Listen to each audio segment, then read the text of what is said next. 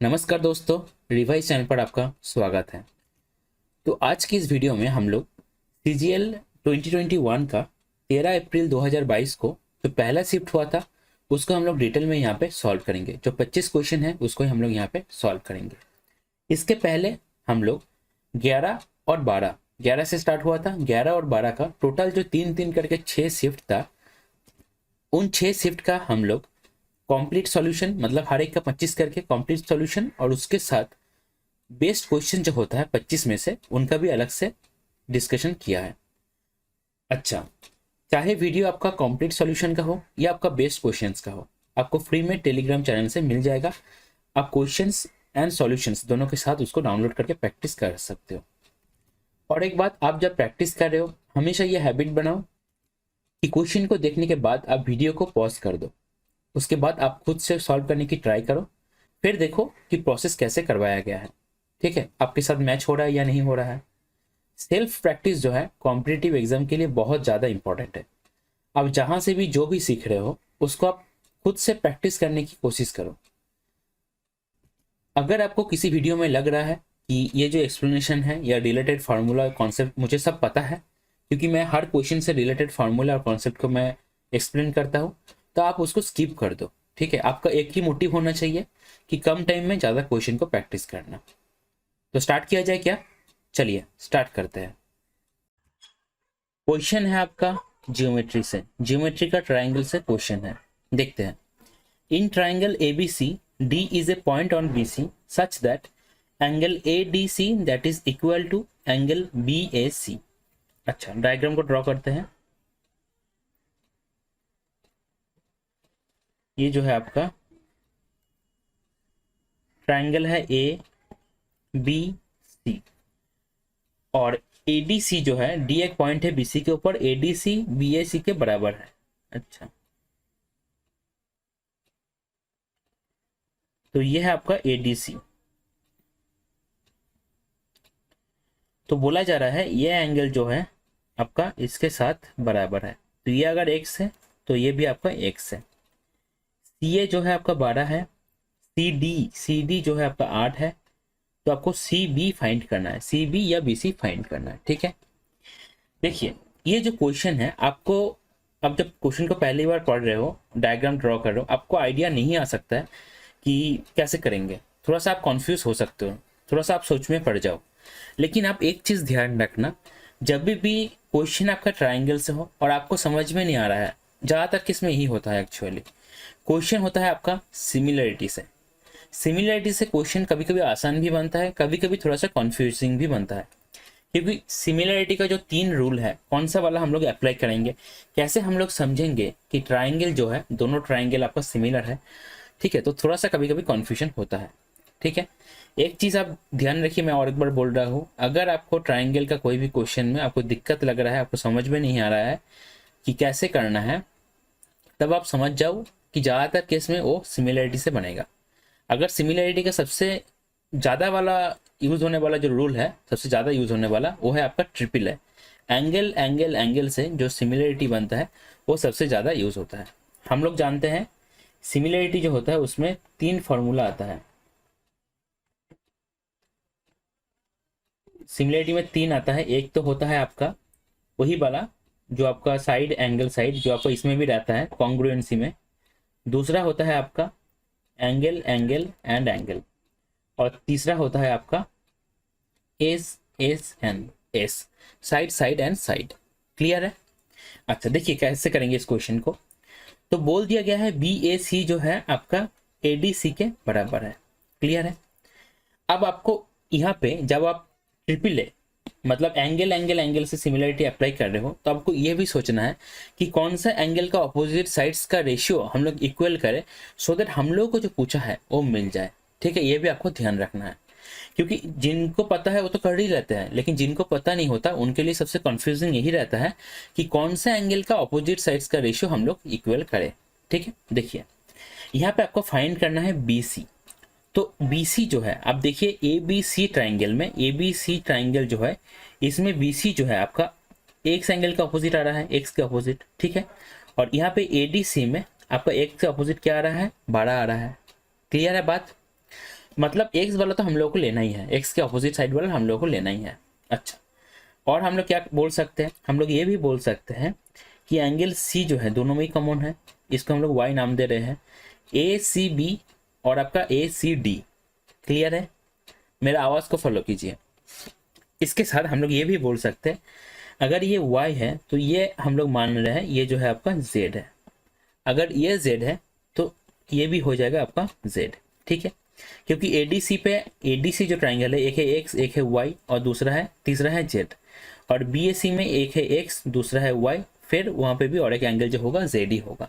Clear है, अब देखिए कैसे हम लोग पुट करेंगे। पहले हम लोग x का अपोजिट को लेंगे क्योंकि हम लोग को क्या फाइंड करना है, BC फाइंड करना है। ठीक है, अच्छा यहाँ पे एक बात मैं बता दूं, ट्राइंगल ABC जो है ये सिमिलर है किसके साथ ना, ट्राइंगल ADC है सी के साथ, क्योंकि तीन एंगल जो है आपका सिमिलर है। क्लियर है बात, मतलब तीनों एंगल सेम है इसलिए दोनों ट्राइंगल जो है आपका सिमिलर है। अच्छा अब देखिए एंगल एक्स जो बड़ा वाला ट्राइंगल है ए बी सी, उसके अपोजिट एंगल एक्स है, मतलब उसका जो एंगल एक्स है, एंगल एक्स के अपोजिट एंगल बी ए सी के अपोजिट क्या आ रहा है, बी सी आ रहा है। तो जो छोटा वाला ट्राइंगल है वहां पे भी एंगल एक्स का अपोजिट हम लोग लेंगे जो है आपका 12, दैट इज इक्वल टू, अब देखिए हम लोग एंगल एक्स के अपोजिट ले लिए। ठीक है, अब हम लोग एंगल वाई के अपोजिट भी ले सकते हैं और एंगल जेड के अपोजिट भी ले सकते हैं, लेकिन एक चीज सोचिए, यही मतलब यही सब चीज जो है ना थोड़ा सा कंफ्यूजिंग होता है, जिनको पता नहीं है वो अच्छे से समझ ले। देखिए एक चीज समझिए, अगर हम लोग y का अपोजिट साइड लेंगे दोनों ही ट्राइंगल में, तो ADC में हम लोग किसको लेंगे, y के अपोजिट AD को लेंगे। क्लियर है, और ABC में हम लोग किसको लेंगे, ABC में हम लोग AB को लेंगे। लेकिन आप एक चीज देखो, क्वेश्चन में ना तो आपको AD का लेंथ पता है AD का, ना आपको AB का लेंथ पता है। ठीक है, तो समझ पा रहे हो कि तो y एंगल जो है इसको हम लोग यूज नहीं करेंगे, हम लोग z का यूज करेंगे। हम लोगों को उसी एंगल का यूज करना है जिसका ऑपोजिट साइड का लेंथ हम लोगों को पता हो, ये ध्यान में रहना चाहिए। ठीक है, अब देखिए x हो गया, हम लोग z को ले रहे हैं क्योंकि y कोई काम का नहीं है। तो जो बड़ा वाला ट्राइंगल है उसमें आप देखो z के ऑपोजिट क्या है, z के ऑपोजिट है 12, और जो छोटा वाला ट्राइंगल है ADC वहां पे z के ऑपोजिट क्या है 8। ठीक है, आपको यह भी ध्यान रखना है कि अगर ऊपर बड़ा वाला ट्राइंगल को लिखे है नीचे छोटा वाला, तो यहाँ पे भी ऊपर बड़ा वाला नीचे छोटा वाला। ठीक है, अगर इसमें थोड़ा सा में भी गलती हो गया, आप रेशियो उल्टा लिख दिए तो आपका आंसर गलत आ जाएगा। अगर देखिए कैलकुलेशन करना है बस, BC that is equal to 144 by आपका 8, तो 18 8 144, ऑप्शन ए हो जाएगा आपका करेक्ट आंसर। क्लियर है क्या, देखिए सिमिलरिटी जिसको आता है, जो जिसको मतलब अच्छे से अप्लाई करना आता है वो तो बहुत फास्ट करके चला जाता है, लेकिन जिसको आता नहीं है वो कंफ्यूज हो जाता है।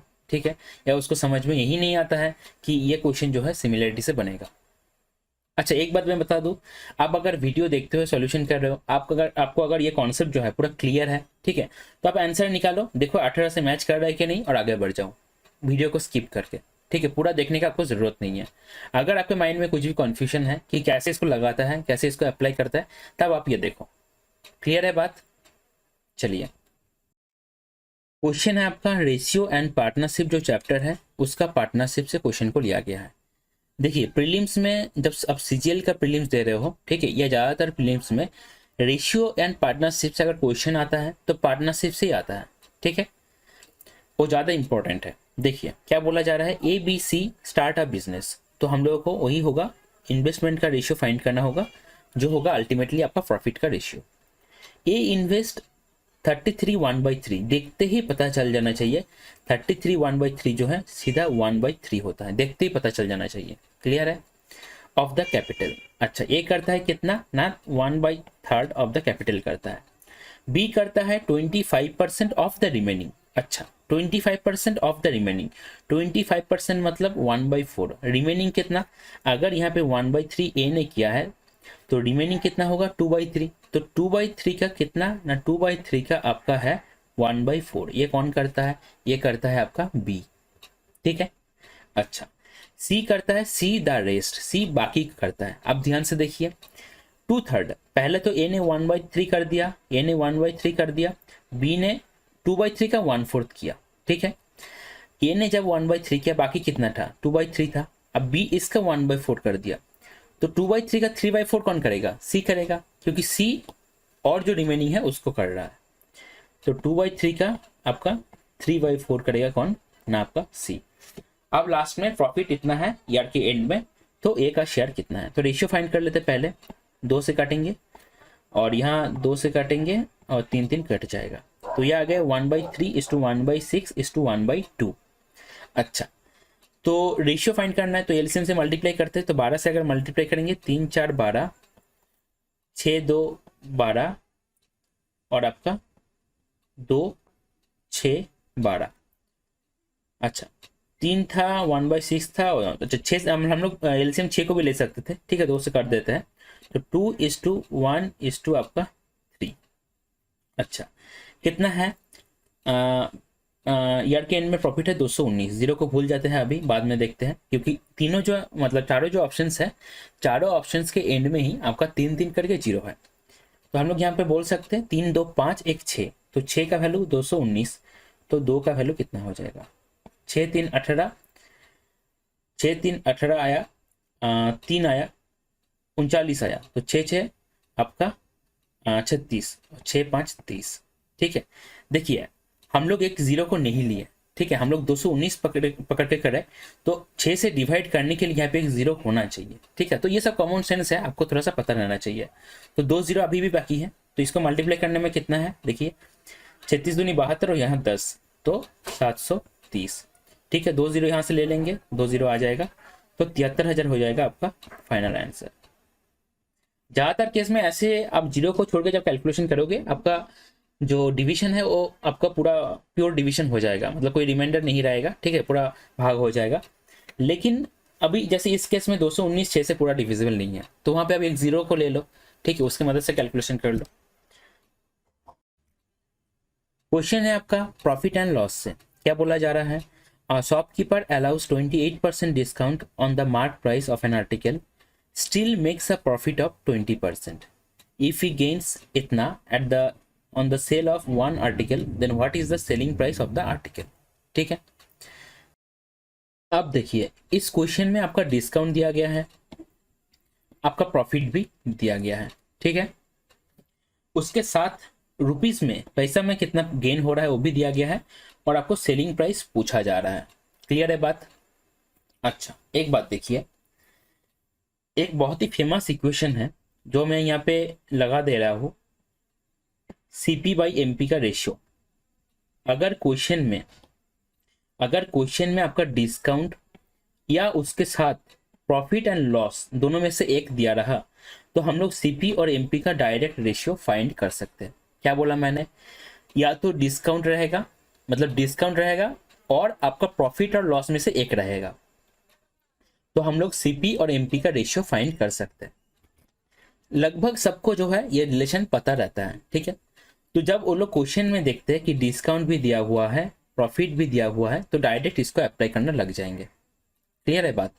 लेकिन आप एक चीज देखिए, क्वेश्चन को आप थोड़ा सा ध्यान से पढ़िए। अगर बोल दिया है आपका प्रॉफिट परसेंटेज भी दे दिया है, आपका प्रॉफिट का वैल्यू भी दे दिया है, क्लियर है बात, तो सीधे क्या हम लोग नहीं बोल सकते 20% जो है 20% होता है 1/5, 1/5 जो है आपका 20% है, तो एक का वैल्यू यहाँ पे दे दिया है 3080 है कि नहीं बताओ। 20% जो है आपका देखिए 1/5 है, 5 क्या है, 5 है आपका CP, 1 क्या है, 1 क्या है आपका प्रॉफिट, तो SP क्या हो जाएगा, SP हो जाएगा आपका 6। क्लियर है, तो एक का वैल्यू अगर 3080 है, तो 6 का वैल्यू क्या हो जाएगा ना 04818। तो आप देख रहे हो ऑप्शन C जो है आपका करेक्ट आंसर हो जाएगा। अगर आपको बोला जाता है कॉस्ट प्राइस कितना होगा, तो आप सीधा यहाँ से 5 का वैल्यू फाइंड कर सकते थे, जो यहाँ पे आ जाएगा 0 40 और 15, ये हो जाएगा आपका कॉस्ट प्राइस, बोला नहीं है यहाँ पे, ठीक है। तो अब देखो क्वेश्चन में क्या क्या डाटा अवेलेबल है, ऐसा नहीं कि डिस्काउंट दिया गया है प्रॉफिट दिया गया है या डिस्काउंट दिया गया है लॉस दिया गया है, तो डायरेक्ट इस इक्वेशन को आप अप्लाई करना स्टार्ट कर दो, इससे क्वेश्चन जो है कॉम्प्लेक्स बनेगा, आपको घूम के आना पड़ेगा डेस्टिनेशन पे आपका। क्लियर है। क्वेश्चन है आपका नंबर सिस्टम से, क्या बोला जा रहा है, एक 9 डिजिट का नंबर है जो आपका 36 से डिविजिबल है, तो आपको फाइंड करना है 10x² माइनस 3y²। यहाँ पे जो इंपॉर्टेंट बात है, for the largest possible value of y, मतलब y का वैल्यू हम लोग का मैक्सिमम होना चाहिए, फिर हम लोग कैलकुलेट करेंगे x का वैल्यू और जो दिया गया उसका वैल्यू कैलकुलेट करेंगे। तो पहली बात इस तरह का क्वेश्चन के लिए जो हम लोग को पता है कि 36 जो है इसको हम लोग को तोड़ना है ऐसा दो नंबर पे जो आपका को प्राइम होना चाहिए, ठीक है। अब 6 6 36 होता है, लेकिन 6 6 जो है 2 6 ये क्या को प्राइम है? नहीं है को प्राइम। अच्छा, उसके बाद 3 और 12, 3 12 36 भी होता है, को प्राइम नहीं है, ठीक है। तो आप अगर देखेंगे 4 और 9, 4 और 9 क्या है? को प्राइम है, ठीक है। इस तरह का क्वेश्चन के लिए बहुत ही फेमस क्वेश्चन है। अगर नंबर सिस्टम से अभी क्वेश्चन फिलहाल में पूछा जाता है तो इसी के ऊपर पूछा जाता है, ठीक है। ये डिविजिबिलिटी रूल के ऊपर पूछा जाता है। तो इसके लिए हर एक नंबर का लगभग 1 से लेके 10 तक या 11 तक एटलीस्ट हम लोगों को डिविजिबिलिटी रूल का जो है वो हम लोग को पता रहना चाहिए, तभी ये क्वेश्चन बनेगा। अच्छा, आगे देखिए, 4 और 9 है, ठीक है। तो 4 से पहले मैं नंबर को लिख लेता हूँ, 7x 7 9 2 5 1 y 8। क्लियर है?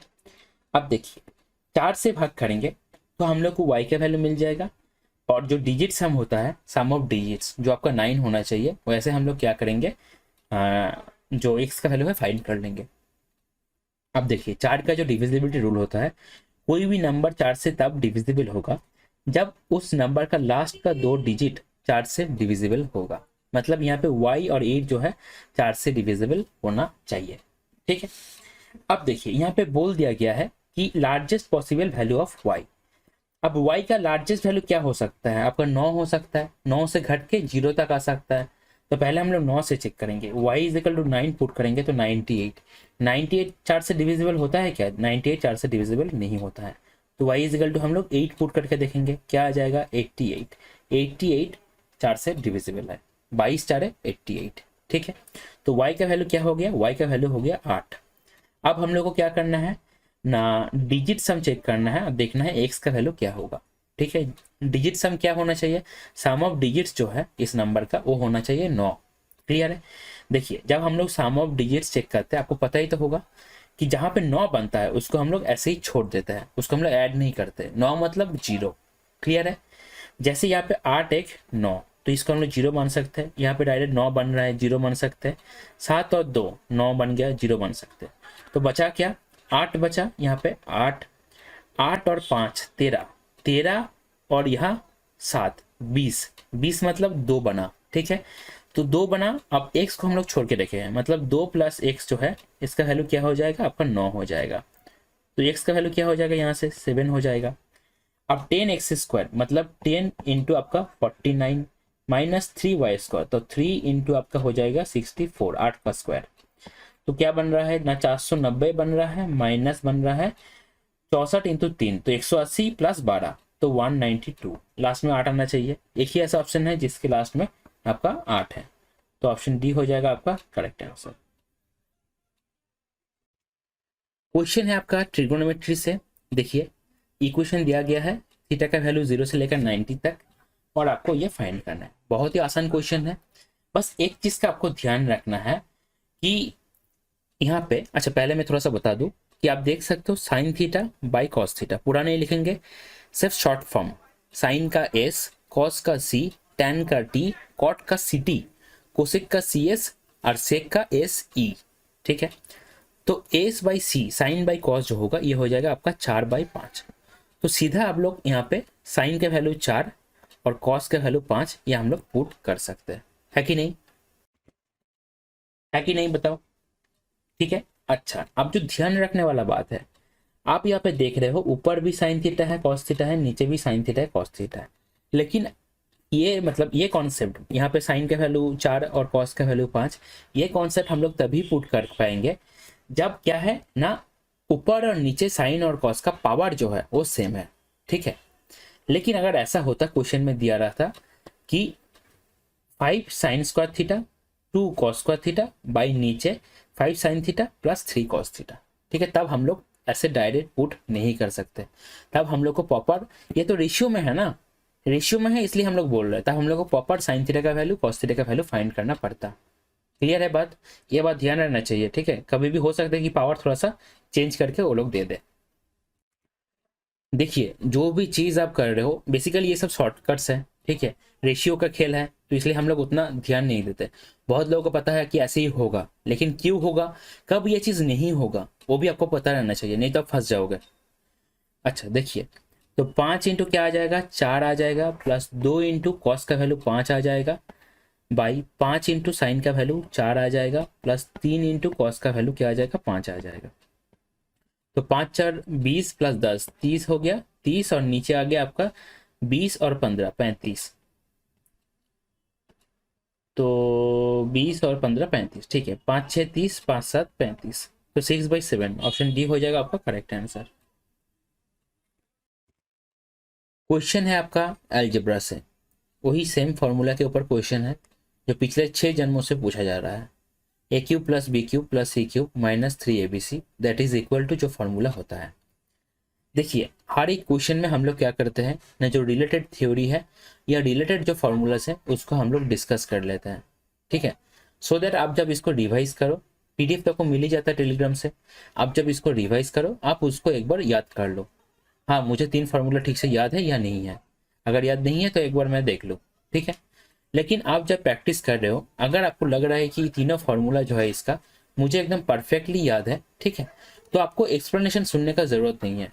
आप थोड़ा सा स्किप करके क्वेश्चन को सॉल्व करके अगले क्वेश्चन में चले जाओ, क्योंकि घर में आप जब सेल्फ प्रैक्टिस कर रहे हो तो सबसे ज़्यादा जो इंपॉर्टेंट है आपका कम टाइम में ज़्यादा क्वेश्चन करना। और एक चीज़ हमेशा ध्यान रखना, आप जहाँ से भी सीखो, जो भी सीखो, अगर घर में आप सेल्फ प्रैक्टिस में ज़्यादा टाइम नहीं दे रहे हो तो एग्जाम में आपका नंबर आना बहुत मुश्किल है।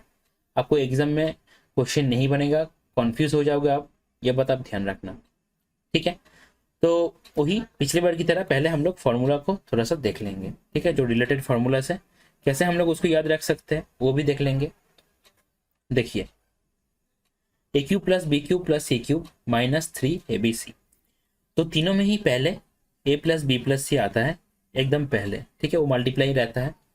अच्छा अब पहला फार्मूला जो है ये और तीसरा फार्मूला जो है लगभग सेम है, दोनों में थोड़ा सा चेंजेस है।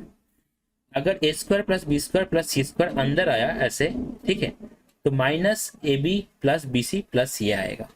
अगर तो बाहर आया, ठीक है, होल स्क्वायर बना ए प्लस बी प्लस सी का होल स्क्वायर, तब 3 जो है आपका सामने आएगा, ये आपका ध्यान रखना चाहिए, ठीक है। अच्छा और जो दूसरा फार्मूला है ये तो बहुत ही सिंपल है, इसमें हाफ मल्टीप्लाई रहता है और ए माइनस बी का होल स्क्वायर बी माइनस सी का होल स्क्वायर सी माइनस ए का होल स्क्वायर फॉर्म में रहता है। क्लियर है बात? क्वेश्चन को करते हैं। देखिए क्या पूछा है क्या नहीं पूछा है वो बाद में देखेंगे, पहले हम लोग जो पता है वो कर लेते हैं कि x cube plus y cube plus z cube minus 3xyz,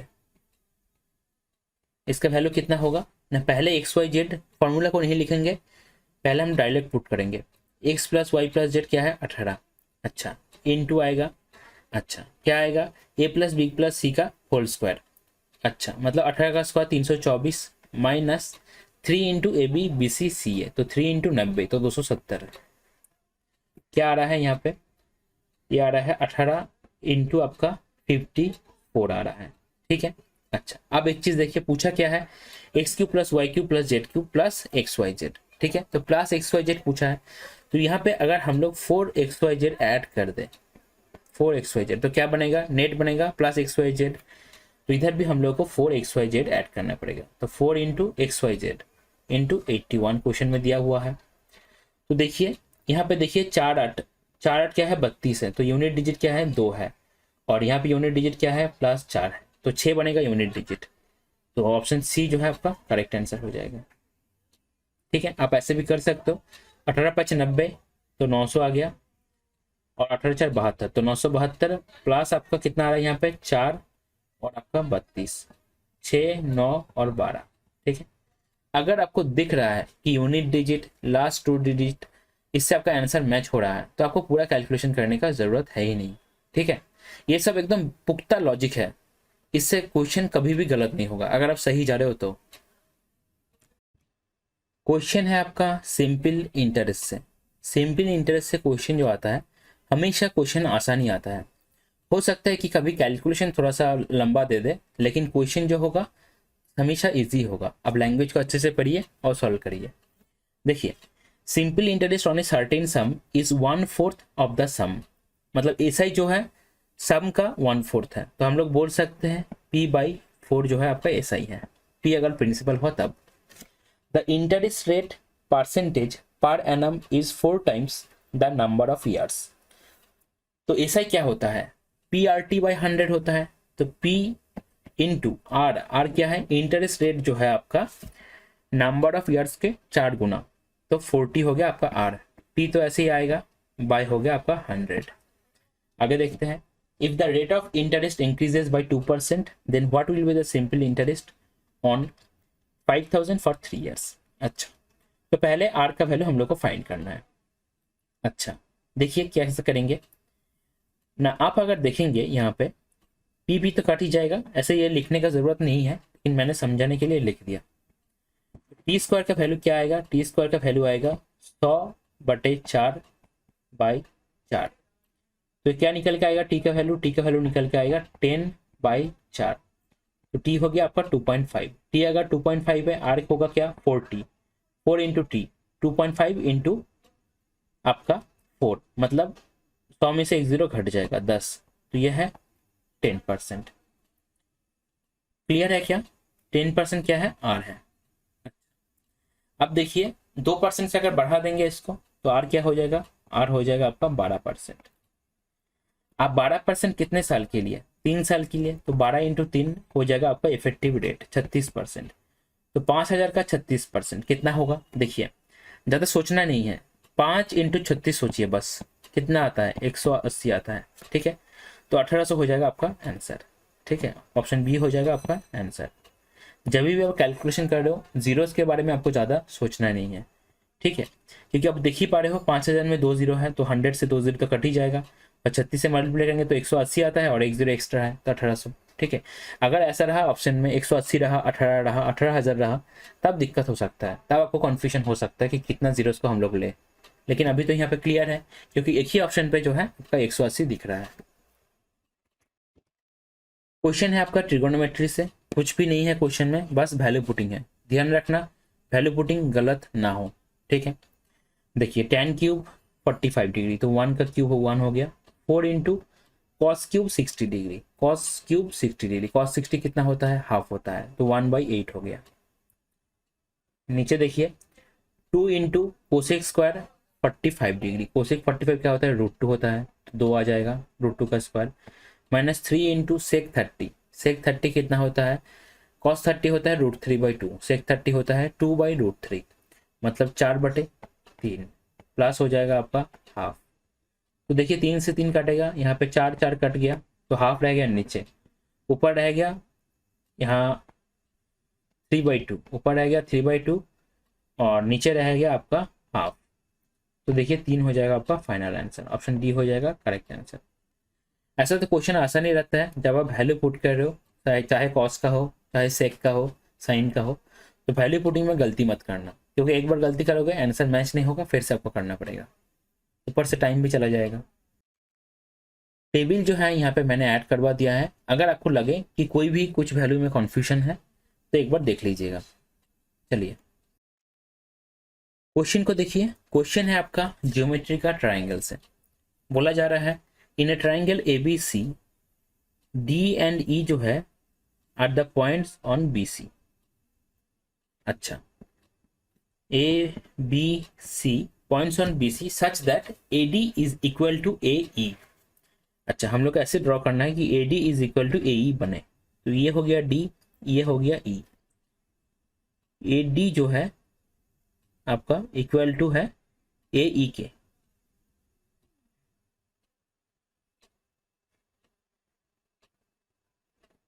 ठीक है क्या, अच्छा, AD अगर AE के बराबर हुआ तो सीधा हम लोग को पता रहना चाहिए कि इक्वल जो साइड्स होता है उसका जो अपोजिट एंगल होता है वो बराबर होता है, तो ये एंगल बराबर हो जाएगा, क्योंकि ये इसके साथ इक्वल में है। अच्छा, एंगल बी ए डी जो है एंगल सी ए ई के बराबर है। तो ये एंगल और ये एंगल जो है आपका बराबर है। अच्छा, तो एक चीज देखिए, अगर मान लीजिए ये एक्स हुआ, ये एक्स हुआ, अगर ये दोनों एंगल मतलब एंगल डी ये और ये अगर बराबर है तो हम लोग बोल सकते हैं कि ये और ये भी बराबर हो जाएगा, क्योंकि दोनों ही 180 से माइनस करेंगे तो सेम ही हो जाएगा। मतलब ये हो गया आपका y, ये हो गया आपका y, और इसको मान लीजिए z है, और ये भी आपका z है। क्लियर है क्या? अच्छा देखिए अब क्या बोला गया है, ए बी जो है बोल दिया गया है 2p+3, बी डी जो है आपका 2q है, सॉरी बी डी जो है आपका 2p है, ए सी जो है आपका 3q-1 है, 3q-1 है आपका ए सी, और सी ई जो है आपका q है। अच्छा, अब बोला है p+q फाइंड करने के लिए। तो यहाँ पे भी आप देख सकते हो इस ट्राइंगल में आपका तीनों एंगल जो है ए बी डी, ध्यान दीजिए ए बी डी, और आपका यहाँ पे ए ई सी, दोनों ट्राइंगल में आपका तीनों एंगल जो है समान है। तो हम लोग सिमिलरिटी से बोल सकते हैं कि एंगल एंगल एंगल से दोनों ट्राइंगल जो होगा सिमिलर होगा। ठीक है, अब हम लोग को क्या करना है, p+q का वही सिमिलरिटी का यूज करके फाइंड करना है वैल्यू। देखिए अगर हम लोग ये करें कि x के अपोजिट का बात करें, x के अपोजिट, ठीक है, हम लोग दोनों ही ट्राइंगल में x का अपोजिट का बात कर रहे हैं, तो ए बी डी में x का अपोजिट क्या आ जाएगा, 2p आ जाएगा। ए डी सी में, ए डी सी नहीं ए ई सी में x के अपोजिट क्या आ जाएगा, q आ जाएगा, दैट इज इक्वल टू, अगर हम लोग y का अपोजिट का बात करें तो ए बी डी में क्या आ जाएगा, 2p+3 आ जाएगा। अगर y का अपोजिट हम लोग ए ई सी में देखें तो क्या आ जाएगा, 3q-1 आ जाएगा। अगर z का अपोजिट हम लोग देखें तो z का अपोजिट मतलब, अच्छा आप देखिए z का अपोजिट, तो दोनों ही ट्राइंगल में आप देख रहे हो z का अपोजिट जो है AD है एक तरफ, AE है एक तरफ, लेकिन दोनों ही बराबर है। तो AD/AE जब हम लोग लिखेंगे उसको हम लोग 1 लिख सकते हैं, मतलब AD/AE तो लिखेंगे ना, लेकिन दोनों तो बराबर है तो इसको हम लोग 1 लिख सकते हैं, है कि नहीं बताओ। आप देखिए इसको सॉल्व करना है तो अलग अलग से सॉल्व करेंगे। 2p/q that is equal to 1, तो 2p that is equal to q हम लोग बोल सकते हैं। और अगर इस साइड में करेंगे राइट साइड में पूरा, तो 2p+3 जो आ जाएगा दैट विल बी 3q-1। अब 2p क्या है, 2p है q, q+3 जो है that is equal to 3q-1।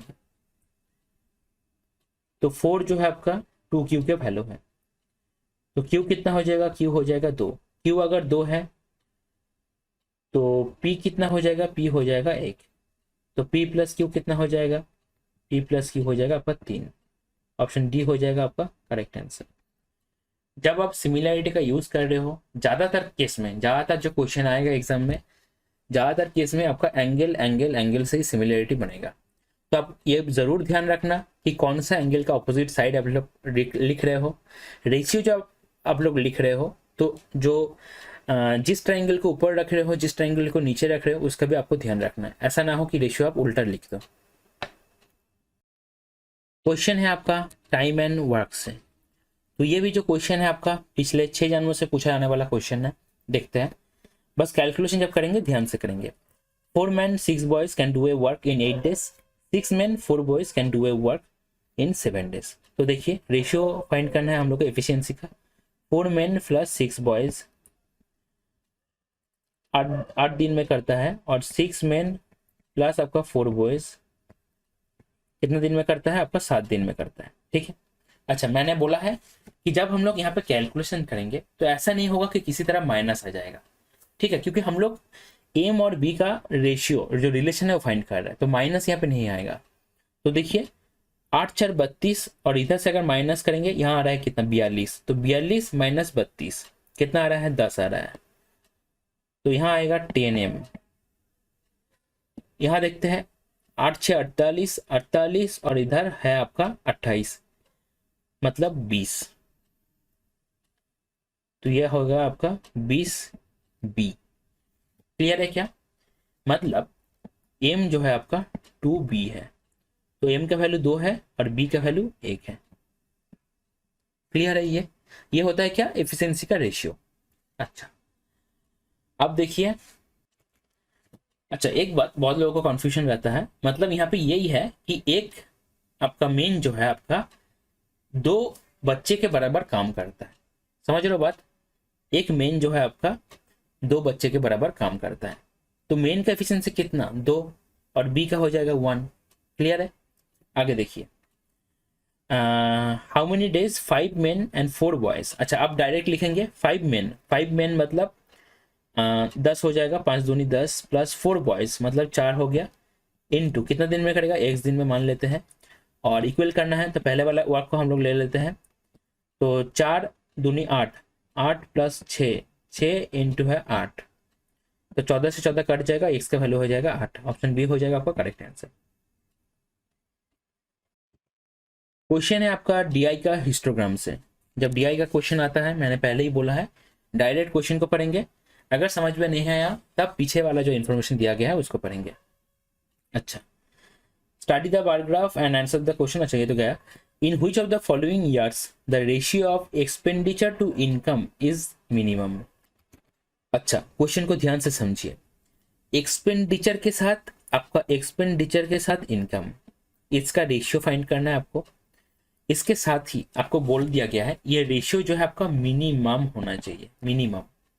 ठीक है, थोड़ा सा समझने की हम लोग कोशिश करेंगे। देखिए, एक रेशियो तभी मिनिमम बन सकता है अगर नीचे वाला पार्ट ज्यादा हो, ठीक है, या तो ऊपर वाला पार्ट कम हो।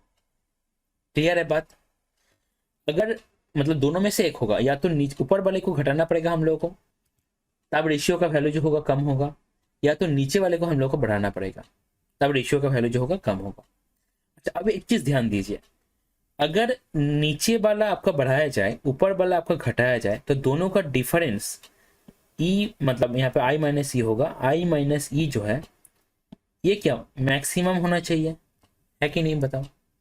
ठीक है, ये मैक्सिमम होना चाहिए, क्योंकि दोनों एक को हम बढ़ा रहे हैं, एक को हम घटा रहे हैं, तो डिफरेंस क्या होगा? मैक्सिमम होगा। क्लियर है इतना? अच्छा, अब एक चीज देखिए, यहाँ पे 5 साल के लिए ग्राफ जो है आपको दिया गया है, 14 से लेकर 18 तक। हर एक के लिए हम लोग चेक नहीं करेंगे। पहली बात, हम लोग चेक करेंगे जो ऑप्शन में 4 दिया गया है उसके लिए, फिर हम लोग फाइंड करेंगे उन चारों में से मिनिमम कौन सा है। ठीक है, तो 2016 का कितना ना आपको फाइंड करना है, एक्सपेंडिचर बाय आपका इनकम, मतलब लाल वाला डिवाइडेड बाय ब्लू वाला, नीला वाला। तो 16 के लिए क्या आ जाएगा? 2016 के लिए आ जाएगा 275 बाय आपका 325। ठीक है। अच्छा, एक बात, आपको ऐसे लिखना नहीं है ये 16, ये 17, ये 14, ये 18, आप एक के बाद एक लिखते जाओ, आप खुद ही समझ जाना कौन सा है। ठीक है, क्योंकि ज़्यादा आपको एग्जाम में लिखना नहीं है। एग्जाम में मार्क्स उसका ही ज़्यादा आएगा जो राफ शीट में कम भरेगा, ये आप समझ लो।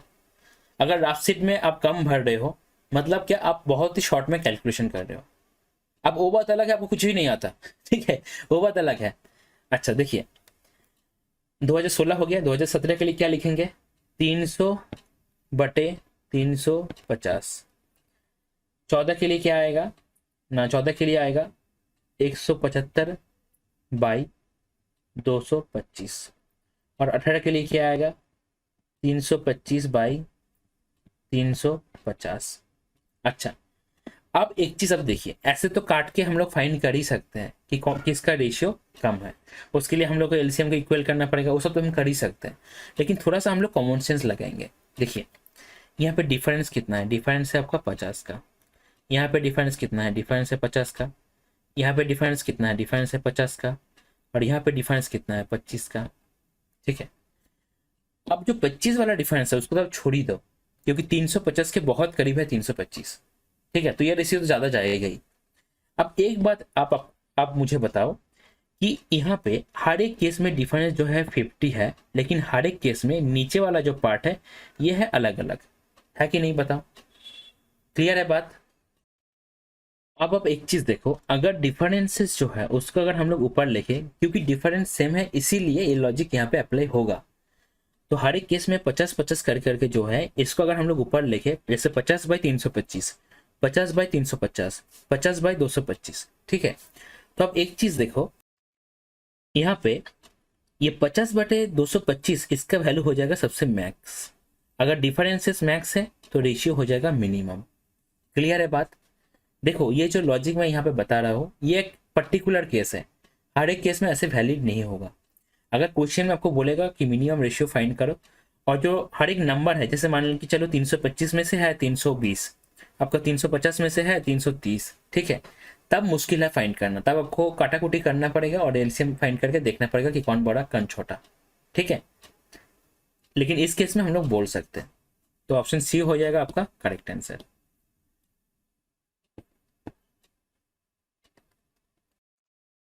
क्वेश्चन है आपका एवरेज से, बोला जा रहा है the average of 5 numbers is 30। 1 number को अगर छोड़ देते हैं, एक्सक्लूड कर देते हैं, तो एवरेज बन जाता है 31। What is the excluded number?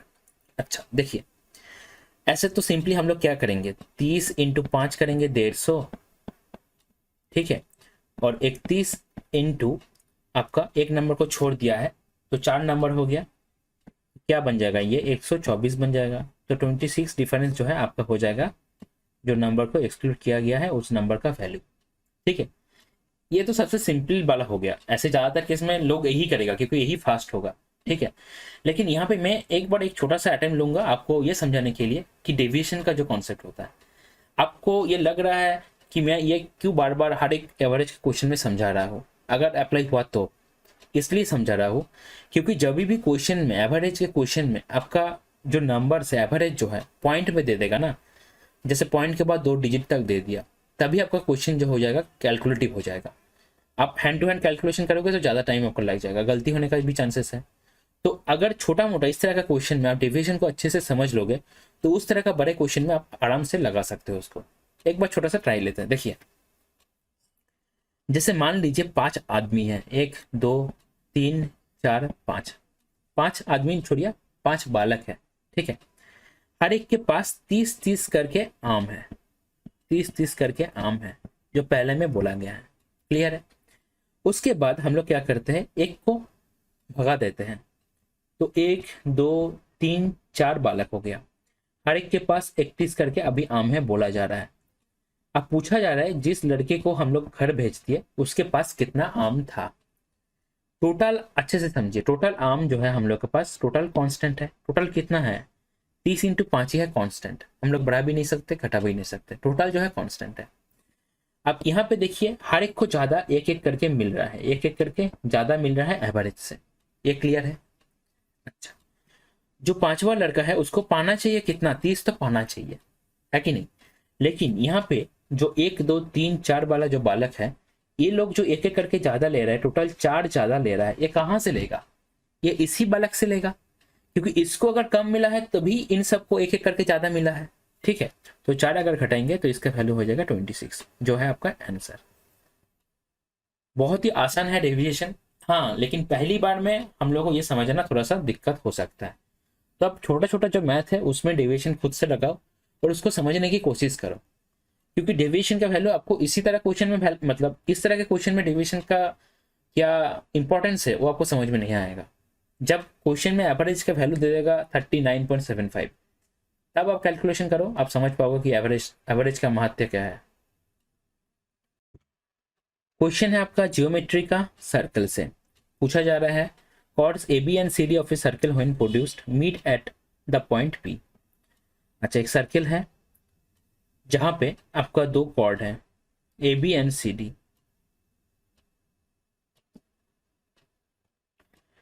ये है AB एंड है CD जो आपका P पॉइंट पे मीट करता है। AB जो है आपका 6.3 है, BP जो है आपका 4.5 है, CD जो है आपका 3.6 है, और PD क्या है निकलना है, तो हम लोग मान रहे हैं PD जो है x है।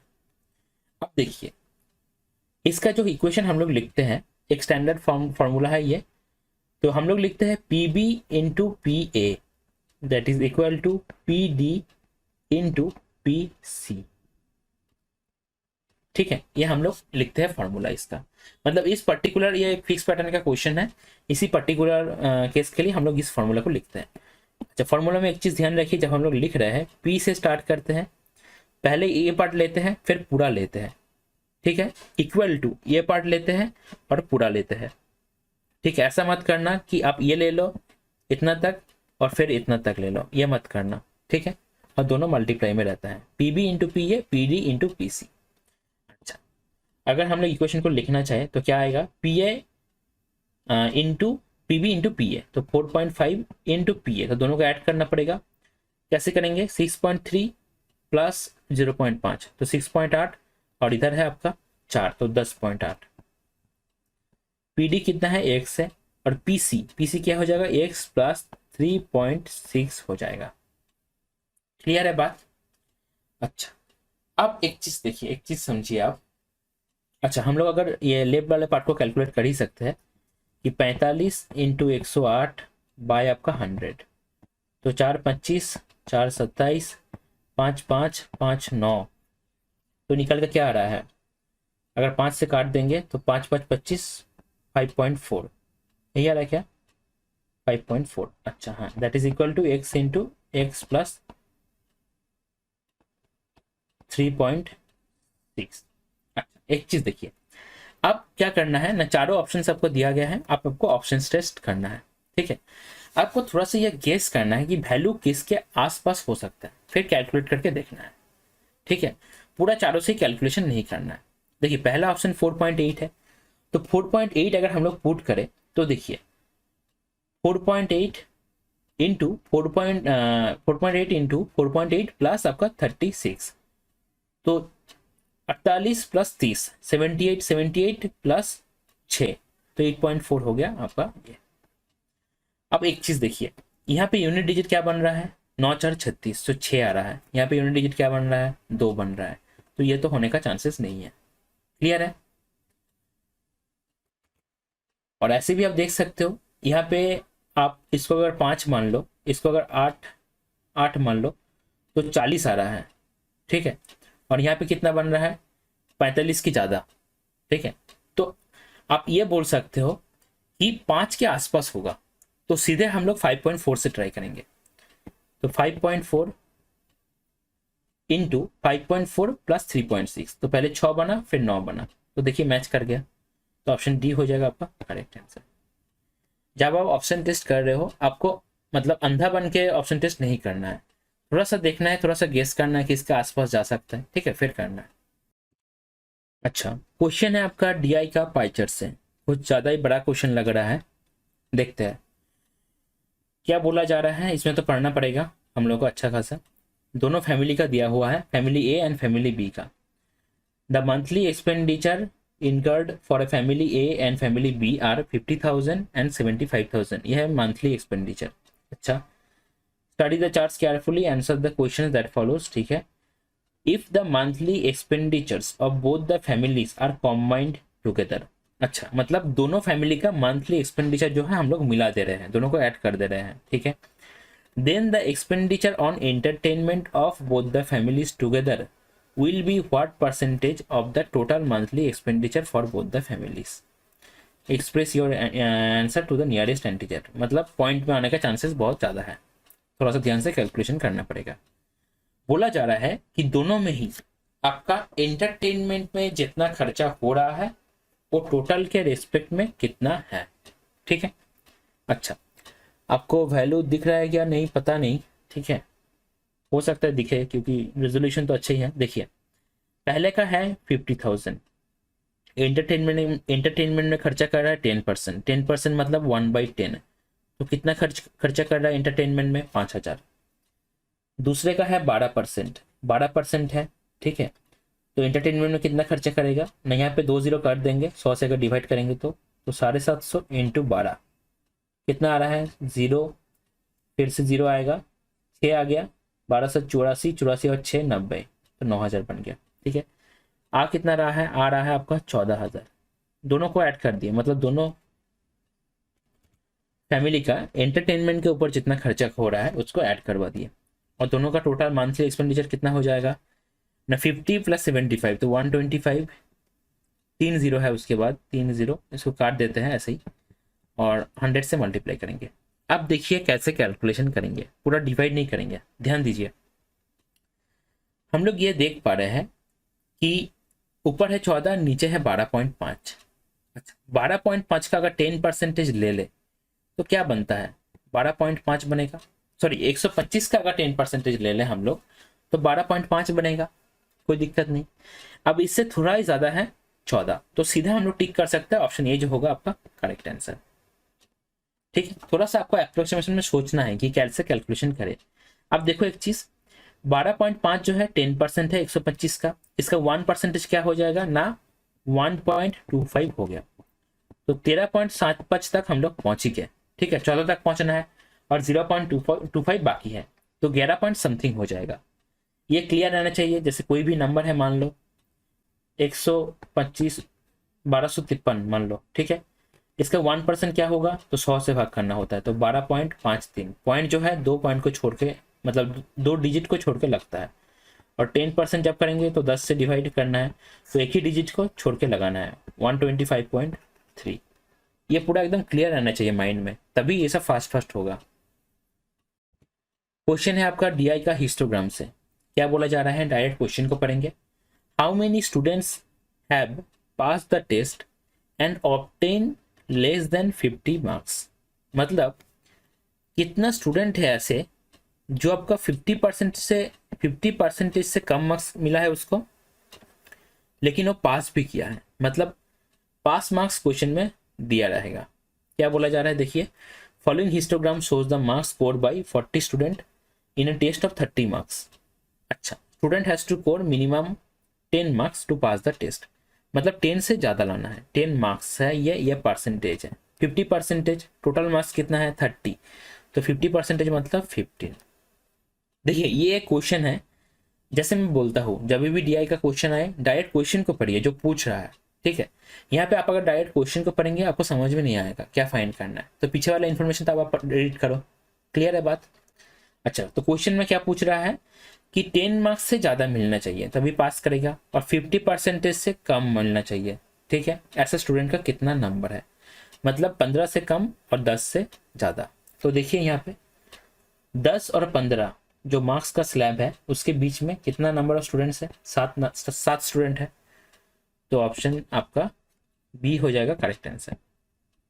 बहुत ही बेसिक चीज है, डीआई का क्वेश्चन ज्यादा हार्ड नहीं आता है, लेकिन आप कोशिश करो पहली बार धीरे से पढ़ो और क्वेश्चन में क्या बोला जा रहा है उसको पूरा एकदम समझ लो। अगर एक ही रीडिंग में आप क्वेश्चन में क्या बोला जा रहा है उसको सही से समझ लिए तो आपका स्पीड फास्ट हो गया, उसके बाद बस कैलकुलेशन करना ही बाकी है। ठीक है, अगर ज्यादा भी टफ क्वेश्चन हुआ फिर भी 45 सेकंड के अंदर आपका क्वेश्चन बन जाएगा। क्वेश्चन है आपका प्रॉफिट एंड लॉस से। क्वेश्चन में बोला जा रहा है a tea seller used to make 50% of profit by selling tea at ₹9 per cup. अच्छा, 9 रुपए में अगर बेच रहा था तो 50% प्रॉफिट हो रहा था। When the cost of ingredients increased by 25%, he started selling tea at 10 rupees per cup. What is the profit percentage now? अच्छा, देखिए एक चीज समझिए, पहले क्या हो रहा था, देखिए स्टेप बाय स्टेप करेंगे जैसा क्वेश्चन में बोला गया है। पहले हो रहा था 50% प्रॉफिट, मतलब क्या, हाफ प्रॉफिट।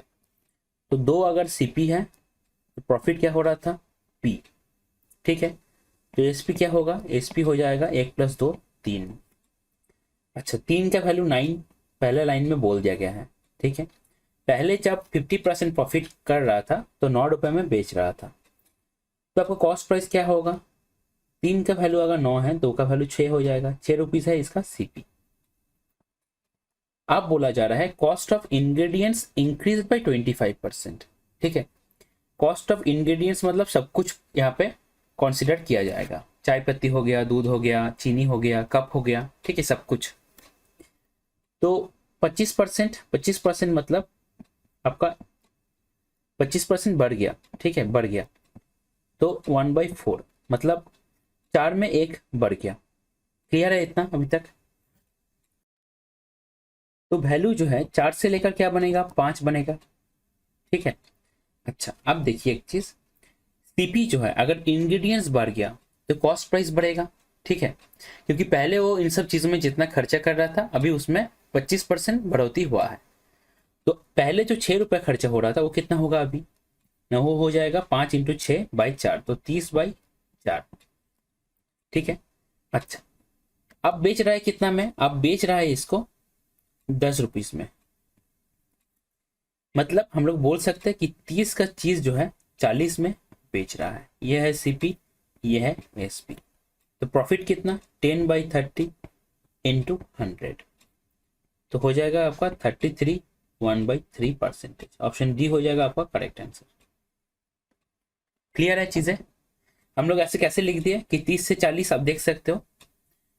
हम लोग अगर फाइंड करें तो क्या आएगा, प्रॉफिट आएगा 10 माइनस 30/4 बाय हो जाएगा आपका सीपी, दैट इज 30/4। 4 जो है एलसीएम होने के बाद तो कट ही जाएगा, तो क्या आ रहा है 40 माइनस 30/30। तो ये सब बेसिक चीजें हैं, आपको क्लियर रहना चाहिए। चलिए, क्वेश्चन है आपका टाइम स्पीड एंड डिस्टेंस से।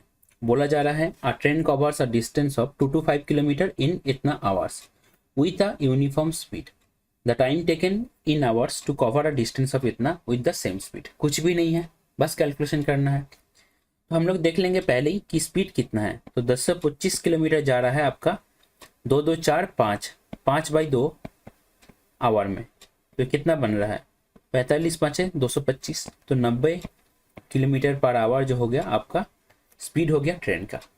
अब 450 किलोमीटर जाने में कितना लगेगा ना, 450 बाय आपका 90, तो 5 घंटा लग जाएगा। बहुत ही आसान क्वेश्चन, ऑप्शन डी हो जाएगा इसका करेक्ट आंसर। क्वेश्चन है आपका जियोमेट्री का सर्कल से। क्या बोला जा रहा है, in a circle of diameter 20 centimetre chords A B and C D parallel to each other. BC जो है आपका डायमीटर है। अच्छा देखिए, ये है आपका सर्किल, डायमीटर हम लोग मान लेते हैं जो है आपका बीसी है। Chord A B and C D जो है आपका क्या है ना, पैरेलल टू ईच अदर है। तो ए बी है ये मान लेते हैं, और सी डी हम लोग ऊपर बनाते हैं जो है आपका एक दूसरे के साथ पैरेलल। ठीक है, अब बोला जा रहा है ए बी जो है 6 सेंटीमीटर है from the centre of the circle. मतलब ये वाला जो डिस्टेंस है, परपेंडिकुलर डिस्टेंस, ये है 6 सेंटीमीटर। अच्छा, डायमीटर पहले ही बोल दिया गया है 20 है, तो ये हो जाएगा 10, ये हो जाएगा 10। What is the length of the chord C D. C D का वैल्यू चाहिए पूरा। क्लियर है? अच्छा, हम लोग जानते हैं ट्रिपलेट जो होता है 3 4 5, बहुत ही कॉमन ट्रिपलेट है। 5/13 वो भी एक कॉमन ट्रिपलेट है। इसको अगर हम लोग 2 से मल्टीप्लाई करेंगे तो बन जाता है 6 8 10। तो 6 है 10 है तो ये बन जाएगा 8। क्लियर है इतना? अब हम लोग क्या करते हैं ना, जो सेंटर है मान लेते हैं ओ है, ओ से लेकर सी डी तक जो डिस्टेंस है उसको ऐसे ड्रॉ करते हैं, परपेंडिकुलर डिस्टेंस है। अब एक बात ध्यान से सोचिए, हम लोग को चाहिए एटलीस्ट सी डी का वैल्यू चाहिए, तो ये हाफ तक, अगर ये मान लो A B C D E, तो सी का वैल्यू अगर मिल गया तो उसको अगर 2 से मल्टीप्लाई करेंगे तो सी डी का वैल्यू मिल जाएगा। एक चीज अब ध्यान से देखिए, यहाँ पे हम लोग बोल सकते दोनों लाइन जो है पैरेलल है, तो ये वाला एंगल इक्वल होगा।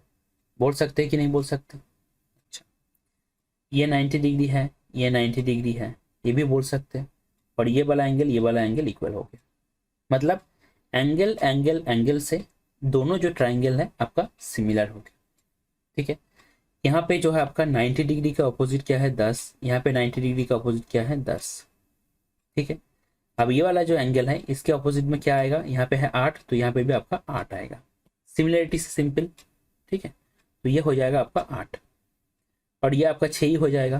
ठीक है, जैसे आपका इसका अपोजिट और इसका अपोजिट, क्योंकि ये दोनों एंगल सेम है। अच्छा, तो सी अगर 8 है तो सी डी हो जाएगा आपका 16, तो ऑप्शन सी हो जाएगा आपका करेक्ट आंसर।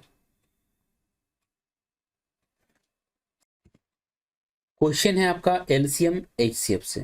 क्या बोला जा रहा है, अच्छा क्वेश्चन है, देखिए 13 ABC are 4 distinct numbers and the HCF of each pair of numbers 13A 13B 13C is 13।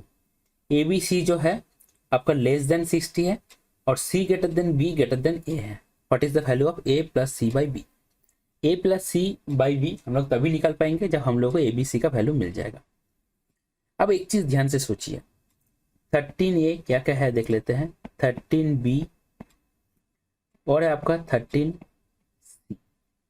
अच्छा, इन सबका HCF क्या है, हर एक पेयर का जो HCF है, HCF है 13। मतलब ये बात तो क्लियर हो गया, अगर HCF 13 होना चाहिए हर एक पेयर का, तो A B और C जो है, A B और C जो है आपका 13 का मल्टीपल होना चाहिए। ये क्लियर हो गया, क्योंकि हर एक पेयर में अगर ABC 13 के मल्टीपल होगा तभी तो कॉमन फैक्टर 13 निकल के आएगा, क्योंकि एक नंबर तो ऑलरेडी 13 है। क्लियर है इतना? अच्छा, अब बोल दिया गया है 13 के साथ ABC जो है 4 डिस्टिंक्ट नंबर है, 4 अलग अलग। मतलब ABC कोई भी 13 के इक्वल नहीं हो सकता है, कोई भी 13 नहीं हो सकता है। ठीक है, ऊपर से ABC जो है लेस देन 60 भी है, ये भी बोल दिया गया है, और C greater than B greater than A है। क्लियर है? तो अगर 13 का टेबल हम लोग देखें तो क्या आता है, 13 आता है पहले, फिर 26 आता है, फिर 39 आता है, फिर 52 आता है, फिर 65 आता है। तो 65 को तो नहीं ले पाएंगे क्योंकि वो 60 से ज्यादा है।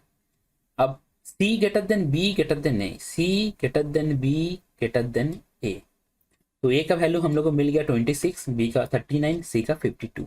A plus C by B मतलब 26 प्लस आपका 52 बाई आपका 39, 78 बाई 39, तो 2 हो जाएगा आपका करेक्ट आंसर। ऑप्शन डी हो जाएगा आपका करेक्ट आंसर।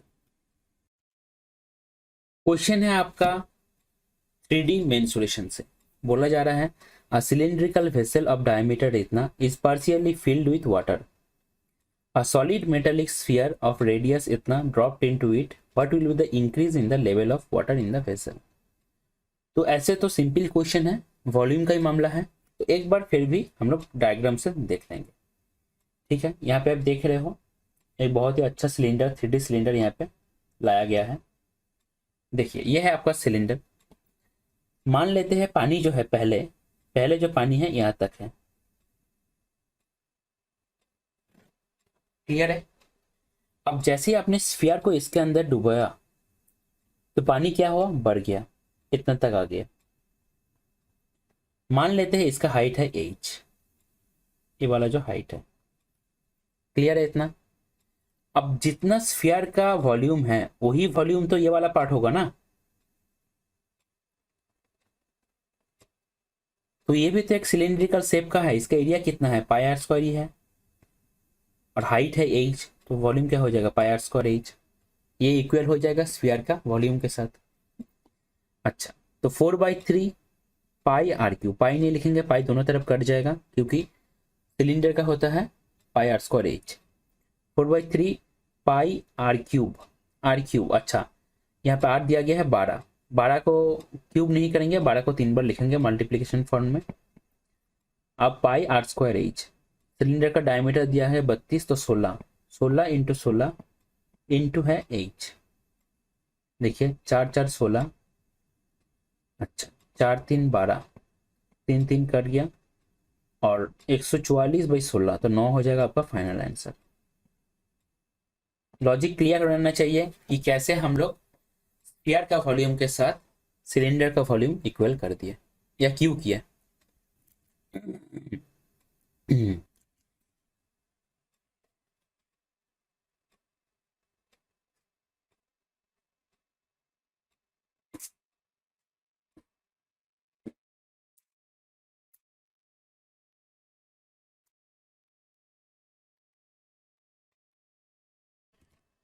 क्वेश्चन है आपका सिंप्लीफिकेशन से।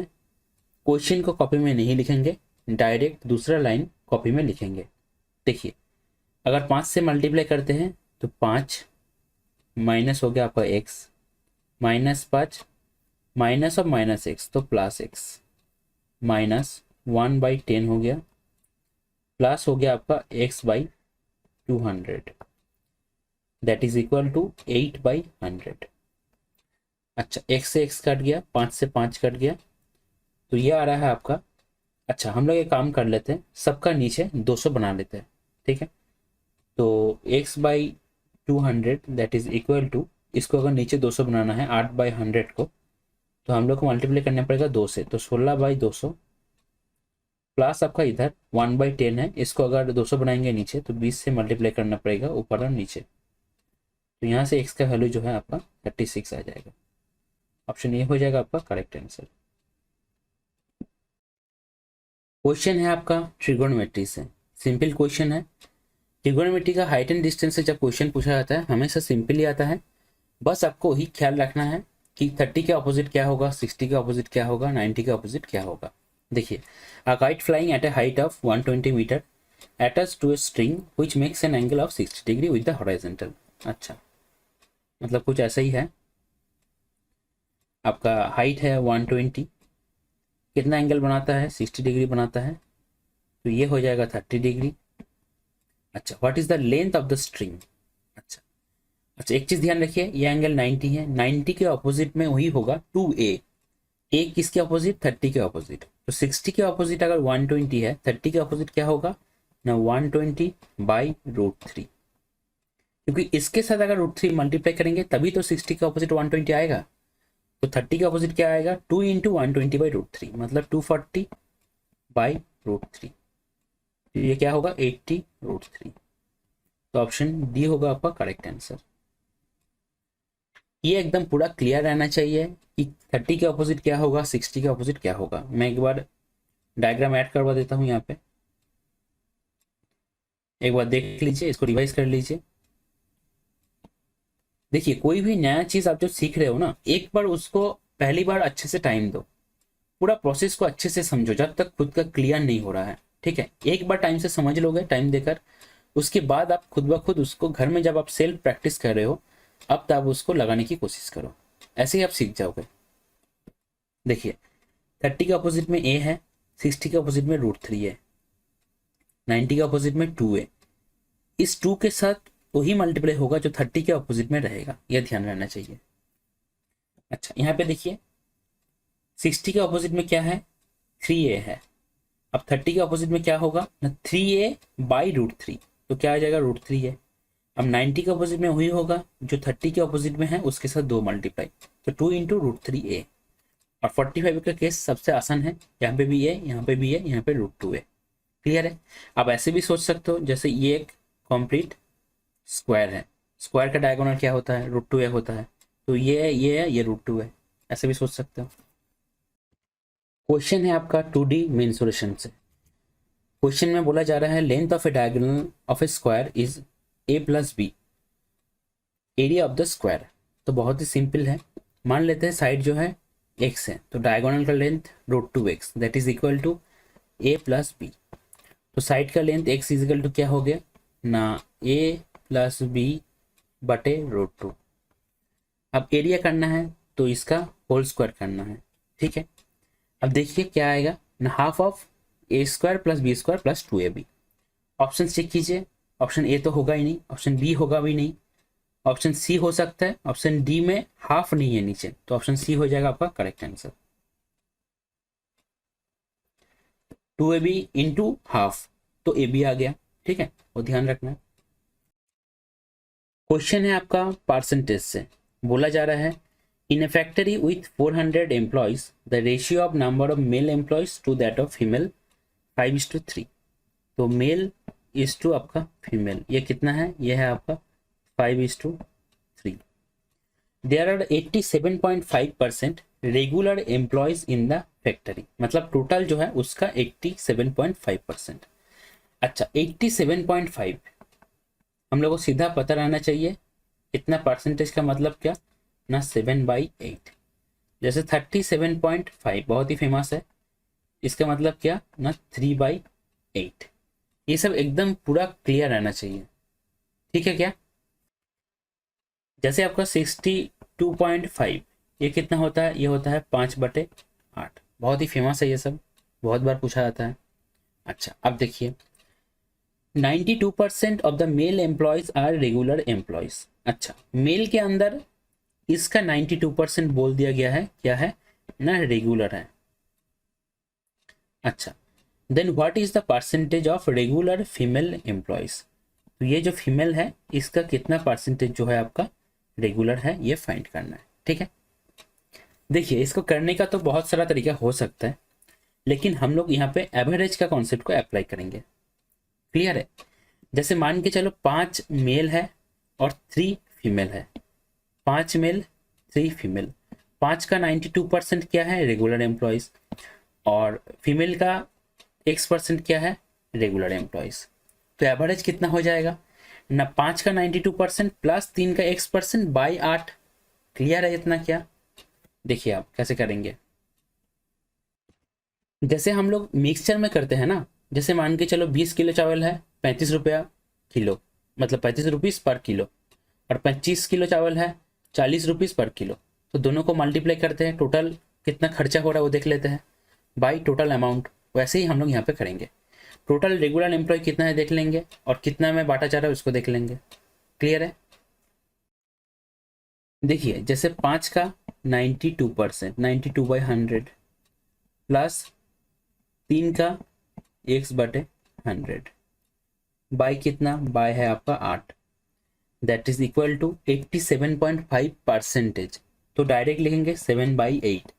यहाँ पे हम लोग नीचे 100 को नहीं लिखेंगे, क्योंकि 87.5% का मतलब होता है 7/8। यहाँ पे 100 हम लोग लिए हैं क्योंकि 92% है, इसलिए ये क्लियर रहना चाहिए, कन्फ्यूजन नहीं रहना चाहिए। देखिए अब तो क्या आएगा ना, 8 से 8 तो हम लोग कट ही सकते हैं, है कि नहीं? तो 100 हो जाएगा एलसीएम, तो 92 इंटू 5 कितना आ जाएगा, 450 प्लस 10 तो 460 प्लस आपका 3x that is equal to 700। तो x का वैल्यू यहाँ से आ जाएगा, पहले 700 में से 400 जाएगा 300, 300 में से 60 जाएगा 240, 240/3 तो 80 हो जाएगा आंसर। ऑप्शन डी है आपका करेक्ट आंसर। क्वेश्चन है आपका पाई चार्ट का, डीआई का पाई चार्ट का क्वेश्चन है, ठीक है। क्वेश्चन बहुत बड़ा दिया गया है और बहुत सारा इंफॉर्मेशन भी है, तो क्वेश्चन को पहले से पढ़ेंगे। देखिए देखिए डीआई का क्वेश्चन जैसा भी हो, क्वेश्चन आसान रहता है, लैंग्वेज को आपको अच्छे से पहली बार में धीरे धीरे पढ़ के समझना है, तभी क्वेश्चन जल्दी सॉल्व होगा। The given pie chart represents percent wise distribution of the total number of vanilla cakes and chocolates cakes sold every day. अच्छा, मतलब जो हिसाब दिया गया है परसेंटेज में, वो टोटल सोल्ड जो करता है वैनिला प्लस चॉकलेट दोनों को मिला के। The total number of cakes sold in a week दिया गया है, अच्छा इन ए वीक है। अच्छा, study the pie chart and answer the question that follows. The ratio of vanilla cakes sold to chocolate cakes sold on Friday is 4:3। तो vanilla is to है आपका क्या ना, चॉकलेट, दैट इज है आपका 4:3। If the price of one vanilla cake is 9 rupees and that of one chocolate cake is 10 rupees, तो vanilla का है 9 rupees, chocolate का है आपका 10 rupees. Then the amount earned by selling all the vanilla cakes and chocolate cakes on Friday. अच्छा, Friday का बात हो रहा है, फ्राइडे मतलब क्या 10%। टोटल केक्स का नंबर दिया गया है, इसका 10% मतलब कितना 1050, 10 बस 10 से भाग करना है, ठीक है। अच्छा, अब हम लोग को वो क्या करना है, कितना खर्चा हुआ है टोटल वो फाइंड करना है। तो पहला काम हम लोग ये कर सकते हैं कि जो टोटल नंबर ऑफ केक्स इतना है, इसमें से कितना है वैनिला कितना है चॉकलेट, वो नंबर हम लोग निकाल सकते हैं। उसके बाद इसको 9 से मल्टीप्लाई करेंगे और इसको 10 से मल्टीप्लाई करेंगे, दोनों को ऐड कर देंगे तो हम लोग का आंसर आ जाएगा। ये एक हो सकता है कि नहीं बताओ। अच्छा, भाग कैसे करेंगे ना, 4:7 है तो 7 का वैल्यू 1050, तो 4 का वैल्यू से वैनिला मिल जाएगा, 3 का वैल्यू से चॉकलेट मिल जाएगा। लेकिन अगर हम लोग ऐसे करें कि टोटल फ्राइडे में सेल कितना हुआ है 1050, अगर हम लोग वैनिला और चॉकलेट इसका एवरेज प्राइस देख ले और टोटल नंबर के साथ मल्टीप्लाई कर दे, तब भी हम लोग को आ जाएगा टोटल कितना खर्चा हुआ है कि नहीं बताओ। Total that is equal to क्या, number of items into average. Clear है क्या? तो एवरेज प्राइस के साथ अगर टोटल नंबर ऑफ केक्स को मल्टीप्लाई कर देंगे जो आपका फ्राइडे में सेल हुआ है, तो टोटल कितना अर्न हुआ है वो आपका आ जाएगा।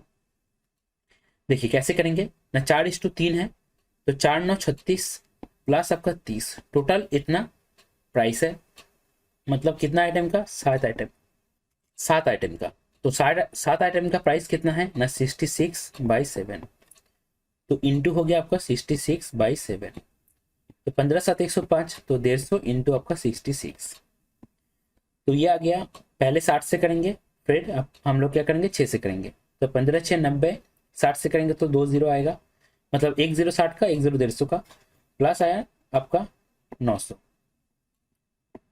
तो 9,900 हो जाएगा आपका फाइनल आंसर। ऑप्शन सी है करेक्ट आंसर।